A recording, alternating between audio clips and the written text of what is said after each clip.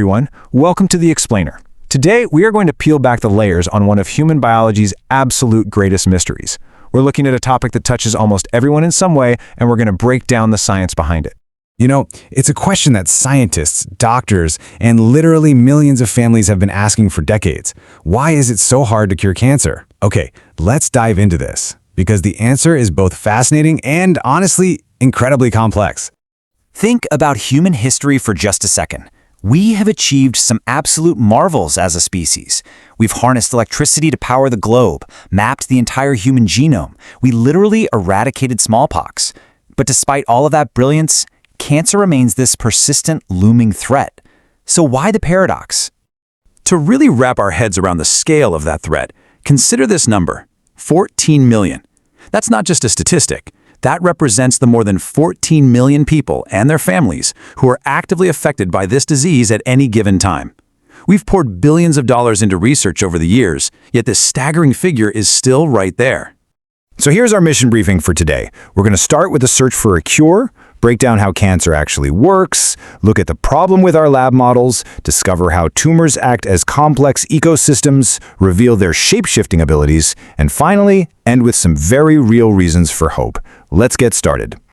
Section 1. The search for a cure and why the magic bullet is a myth. First things first, we've got to dismantle a massive public misconception. The idea that cancer is just one single monolithic disease. The reality? There are more than 100 different types of cancer. 100! That pretty much crushes the idea that a single magic bullet cure could ever exist. I mean, you wouldn't use the exact same tool to fix a car engine, bake a cake, and write a novel, right? Biology is the exact same way. It requires highly specific solutions for each distinct variation. Now, what's really interesting about this slide is how doctors actually fight back.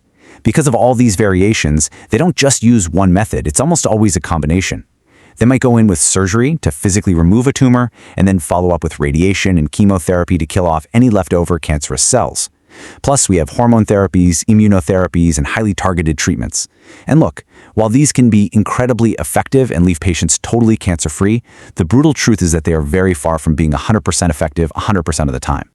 Moving on to Section 2, how cancer actually works. Let's look at the baseline mechanics. Let's zoom way in, down to the microscopic cellular level, to understand exactly what happens when normal biological processes fail. Usually, as your cells go about their business, they might accumulate mutations or DNA damage, but your cells are smart. Most of the time, they detect this damage and either fix it or self-destruct for the good of the body. Cancer begins when cells somehow bypass that whole security system. First, they accumulate mutations. Second, they start to grow completely unchecked. And third, they invade nearby tissues. But step 4 is the real kicker. They metastasize, spreading to distant organs. When cancer hits that critical threshold, it becomes almost completely incurable. Which brings us to Section 3, the problem with lab models, or our flawed testing grounds. So, if we know the baseline mechanics, why is it so hard to test a cure? Well, to develop treatments, scientists heavily rely on cell lines grown in labs, basically cultures taken from human tumors. Now, don't get me wrong, these cultures are amazing and have given us critical insights. But they have a fatal flaw. They completely lack the sheer biological complexity of a living, breathing organism. Because of this, it's incredibly common for a promising new drug to work perfectly on lab-grown cells, only to completely fail in clinical trials on real, living patients. Let's look at a term that explains exactly why real-world tumors are so tricky: clonal heterogeneity. I know, it sounds like heavy scientific jargon, but the crucial point is this. As a tumor grows over time, different parts of it accumulate entirely distinct genetic mutations. This creates unique, varying populations of cancer cells, known as subclones, living inside the exact same tumor. This means your new wonder drug might perfectly target and destroy one subclone, but have absolutely zero effect on another, leaving the cancer to survive. Let's ground that concept with a pretty stark data point. 6. In aggressive brain tumors like glioblastomas, a single patient's tumor can contain as many as 6 completely different subclones. 6! Imagine trying to fight a battle where you suddenly realize the enemy army is actually 6 completely different armies, and every single one requires a totally different strategy to defeat. All right, Section 4. Tumors are complex ecosystems, hijacking the body.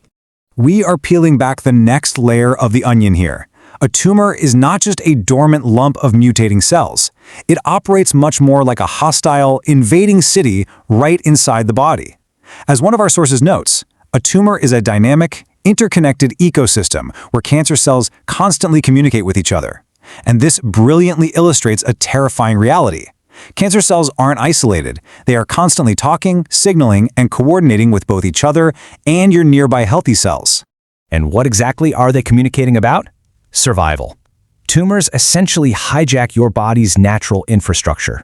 They send out signals that induce completely normal cells to build blood vessels for them.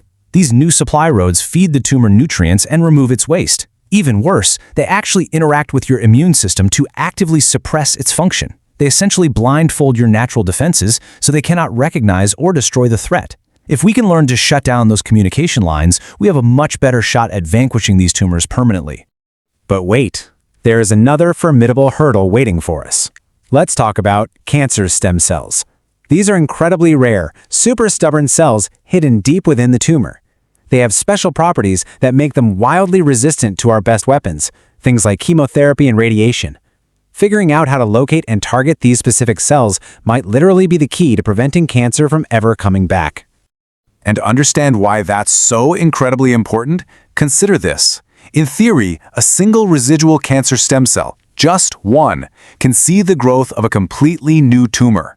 Talk about terrifying efficiency. It means even if we hit a tumor with everything we've got and it shrinks entirely beyond detection, leaving just one of these stem cells behind is enough to start the entire devastating process all over again.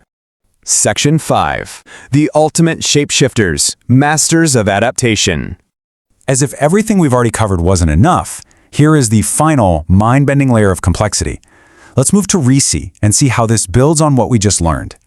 Under stress, like when they are being bombarded by radiation or chemotherapy, cancer cells can effectively switch on protective shields. They do this by literally changing their gene expression on the fly to survive whatever is attacking them. These malignant systems are the ultimate shapeshifters, continuously evolving and adapting in real time. To defeat them, we absolutely need monitoring and treatment options that match their complexity and can adjust just as fast as the cancer changes. Finally, Section 6, Reasons for Hope, taking the macro view.